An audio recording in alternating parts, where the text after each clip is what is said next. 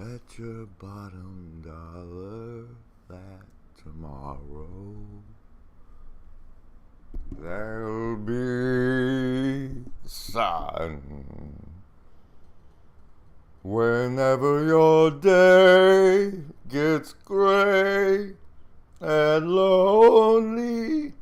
Hey everybody, imagine if like there was this weird Christian sect that went around singing that song, but when they sang the sun will come out tomorrow, they meant Jesus was about to be back and settle some scores.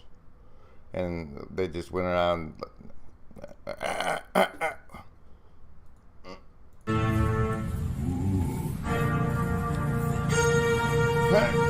can't. The mouse is being weird.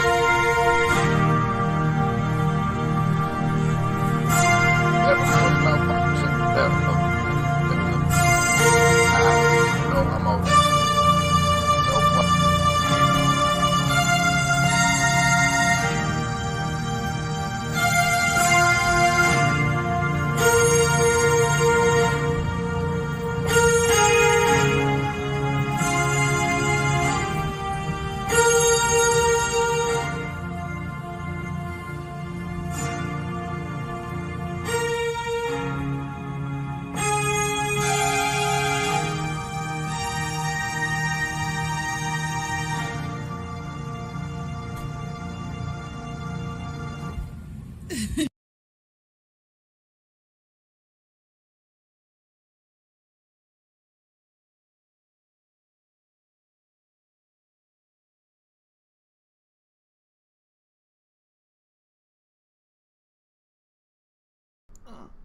You know, you can learn hotkeys, so you don't have to rely on the mouse to click on things.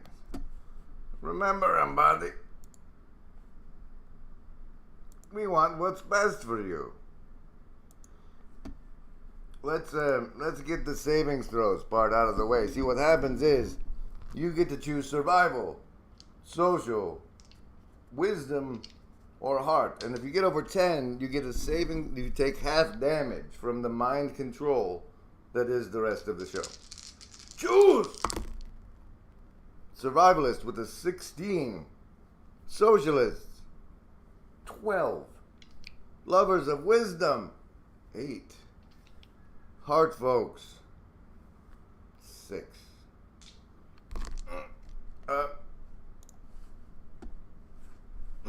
Come on, mouse.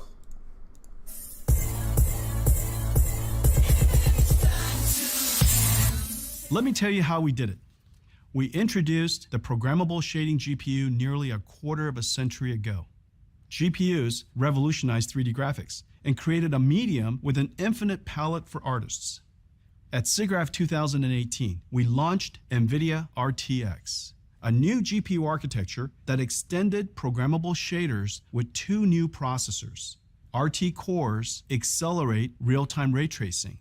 Tensor cores process matrix operations central to deep learning. RTX opened a new frontier for computer scientists, and a flood of new algorithms have appeared. A new era of RTX neural rendering has started.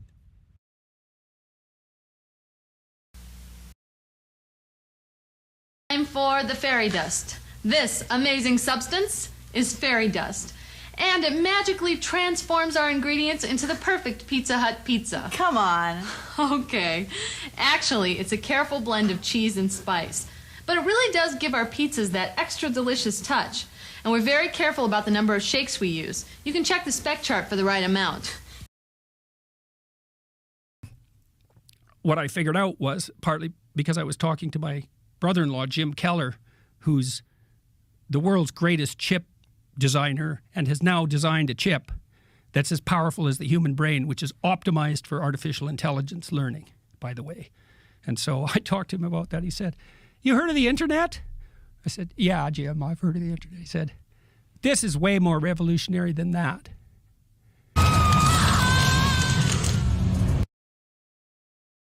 Today, we're announcing Ada Lovelace, our 3rd generation RTX. One Ada GPU powers Racer X. This generation is named after mathematician Ada Lovelace, who is often regarded as the world's first computer programmer. NVIDIA engineers worked closely with TSMC to create the 4N process, optimized for GPUs.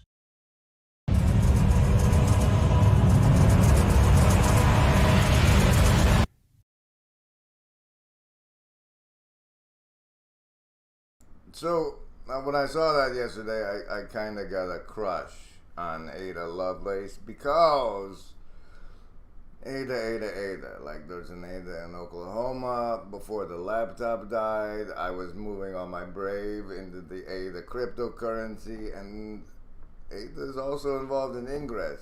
But what's some of the things she said? Well, here are some quotes from that lady. Here are some quotes from that lady. The more I study, the more insatiable do I feel my genius for it to be. You can get addicted to studying, apparently.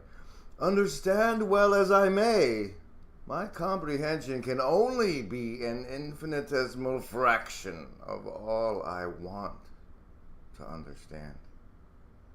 If you can't give me poetry, can you give me poetical science?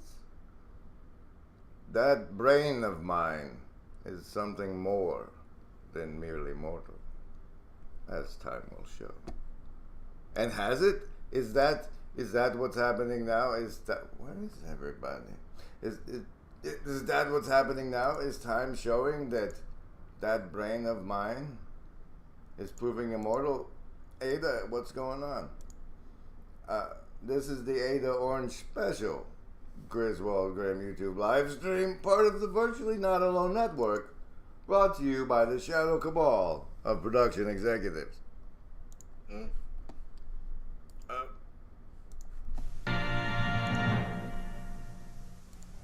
It may be the most addictive toy in history, and it's definitely the hottest thing this Christmas. Nintendo video games. They first arrived from Japan 3 years ago, and now millions of American kids are hooked and mesmerized. When they do stop to talk, it's in a language only they understand. Well, John Stossel went out to discover the secret of Nintendo's success, but first he had to find one. New York City, early in the morning. Before the toy stores open, they're lined up outside. I'm in line too because the director of 2020 said, Stossel, I hate to ask, but you've got to help me get my kid a copy of Super Mario Brothers 2. This man came all the way from Indiana.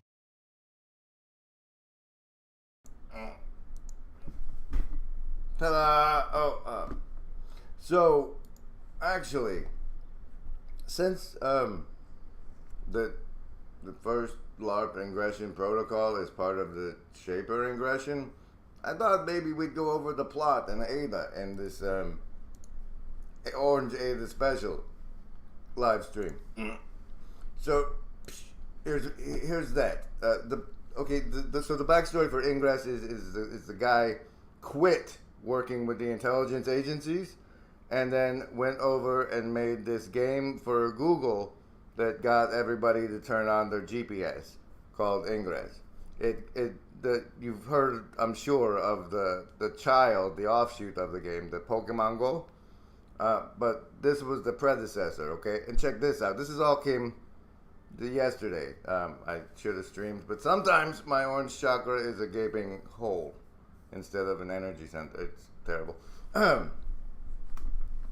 Scientists working with the LHC at CERN in Geneva discovered the existence of a mysterious particle, exotic matter. The NIA, an American secret agency, then created the Niantic Project, where they hired CERN scientists to study the X-Emanates effect, and there, Ada, an AI, is created to assist in the project. And so here, I'll just drop the link. You guys can read the rest. However, when this thing was launched, they go back to like the campaign they did to launch it, and that includes And I'm poking around and I see this yesterday after the NVIDIA guys shout out to Ada, right? I'm poking around and I see this. They did a cipher from Kerry Campbell's project log, and it says, "And explain to me why an inventory ever needed to be chiseled into stone for all time. No, I think it's inspiration that was captured by these ancient minds. While I cannot prove it or even present a working hypothesis, much less a test, I suspect that the writing itself may have been a trans-dimensional gift." Certainly, it cannot be denied that the idea of preserving thought for posterity has been helpful to our shaper friends. Wait, no, that was... Where's the hieroglyphics part? Son of a... Alright, somewhere in here it says something about hieroglyphics. And then I also saw this yesterday. So Moses and the hieroglyphs, what does that cover? Because this book just fascinated me because it's they wanted to explore this history and what's in the hieroglyphs and everything. So it's almost as an aside. So the first thing we had to do is like work out how to read hieroglyphs. So we all sat down and, well, that's how you read hieroglyphs. It's almost discarded in this book, whereas when I was reading it, wow, that's an amazing discovery. So this covers so much. It's got where Alexander the Great was buried and all this. The reason why it's called Moses in the hieroglyphs is what they've revealed is you can indeed find the Old Testament biblical characters in the hieroglyphs, and you can find the stories. There's a lot of interest in this book. So, for example, who the Queen of Sheba was, why she had to travel. You know, she was an Egyptian heiress, and there was no males with the right godlike royal level to have children with. So this is why she had to go and see Solomon, and this is the journey and what it was about. And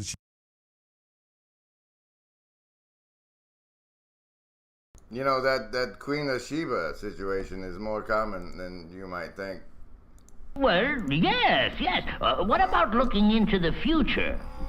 Looking into the future? Why, here at the Bell Labs, it's part of our duty to look as far ahead as possible. Yes. But what do you use? A crystal ball? Conjure up a vision or what? Hardly, Unc. You see, Sybil helps us. Oh, you're using one of those old-fashioned oracles, eh? Not exactly, Unc. Sybil is a computer-like machine that helps us predict the future of... Oh, no, they can't. They just can't have invented my invention. And through Sybil, we can try out a proposed communication service before time and money is spent developing it. If this Sybil really works, maybe Dialer will tell me what he's seen in the future. Dialer, my boy, just what can we look forward to? Well, Unc, in the years ahead, the telephone of the future will be an even more prominent and versatile part of our lives than it is today.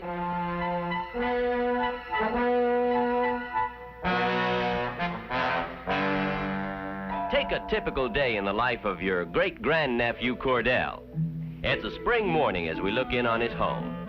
Breakfast over, Cord, who's an executive with an interspace engineering company, kisses his wife, Pat, and their two children, Princess and Junior, goodbye, and leaves for the office.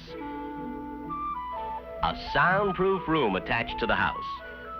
Without the problems of commuting or traffic jams, he's ready to start work in a matter of minutes. First, there's an intercontinental business conference. A touch of a button, and picture phones bring the conferees together. Oh, hey, that guy's nephew. You're missing your meeting right now. In seconds, company executives located around the world are deep in discussions over business details. Even printed material is exchanged among the group by telephonic machines, as if they were all in the same room. The conference over, Cord picks up a waiting telephone call that rings as soon as his line becomes free. It's one of his engineers at an outer space construction job.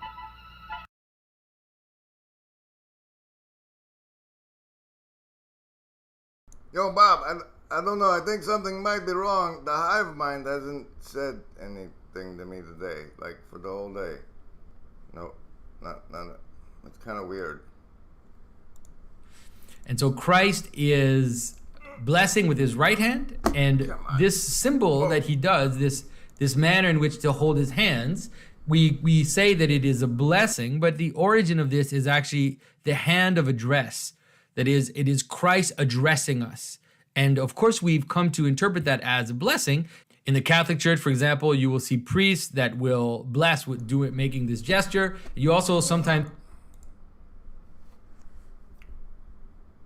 I got a little spoiler alert for you. It's cause the aliens that genetically engineered us were the three-fingered kind. And this is how when they got our attention. They brought the Father, the Son, and the Holy Spirit, the body, the mind, and the spirit. And I'm addressing your spirit right now. Hey. Maybe. There can also be people who really believe that they are helping others, but are in fact tricking them. In this case, both perpetrator and victim are unconscious of Trickster. Trickster is disruptive only when it operates unconsciously in our lives as an autonomous entity. Another way the Trickster can appear is as one who's not deceiving but telling you the truth, but we likely won't believe him. In medieval times, the jester was known to speak the truth without losing his head. He was the only person who received permission from the king to be allowed to tell it like it is, and was an important figure in the royal courts. To make his special privileges known, he wore a cap and bells and a full scepter mirroring the king's crown and scepter. Trickster is present in us as soon as we gain awareness of our ego in our childhood. It is the most primitive progression to the hero myth, but a necessary step towards becoming mature and whole. The Trickster cycle corresponds to the earliest and least developed period of life. Trickster is a figure whose physical appetites dominate his behavior. He has the mentality of an infant, lacking any purpose beyond the gratification of his primary needs. He is cruel, cynical, and unfeeling. This figure, which at the outset assumes the form of an animal, passes from one mischievous exploit to another. But as he does so, a change comes over him. At the end of his rogue's progress, he is beginning to take on the physical likeness of a grown man. Trickster rises against the restrictions and authorities, just like the id, the unconscious instinctual component.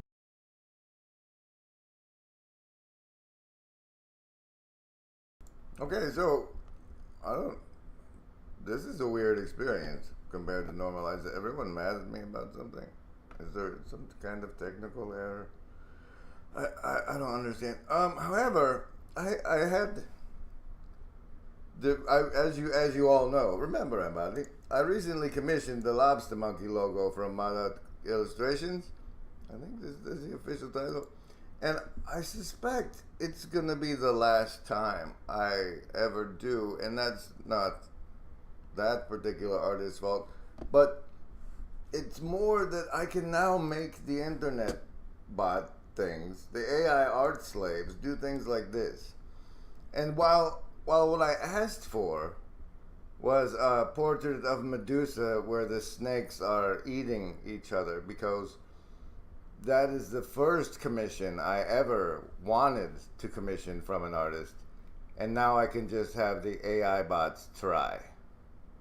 And so that's going to be interesting for our future. And for me, this Medusa figure here is a symbolic representation. Here, let's switch. Do it this way. Do it this way. The Medusa figure is a symbolic okay, not just the Medusa figure, but the Medusa figure in which the snakes are consuming themselves like in Ouroboros-ish, but they don't have any tails, is for me a symbolic representation of my understanding of capitalism, because once I understood it as such, it turned me into stone as far as pursuing it in a romantic, intimate way, as you otherwise would a figure as attractive as Medusa. And the thing about it is our whole system is based on us feeding off each other. Like your crystallized will Like, man, I want a Nintendo. So you go do what somebody else wants you to do to crystallize the will into this currency form, and it doesn't matter where the currency came from or how they got it, they just take it. Like, I can beat you up and take your money, and I can still spend it because it's just crystallized will. They don't know I'm a bad person, and they take my money anyway, and it's, I don't know, Medusa, capitalism. I don't know what's going on today, but thanks for your time and attention and making it all possible, like the Shadow Cabal of production executives. Special thanks to Sizzle Tits. For half of the fairy dust clip sprinkling throughout today's live stream. Have a wonderful day of the week.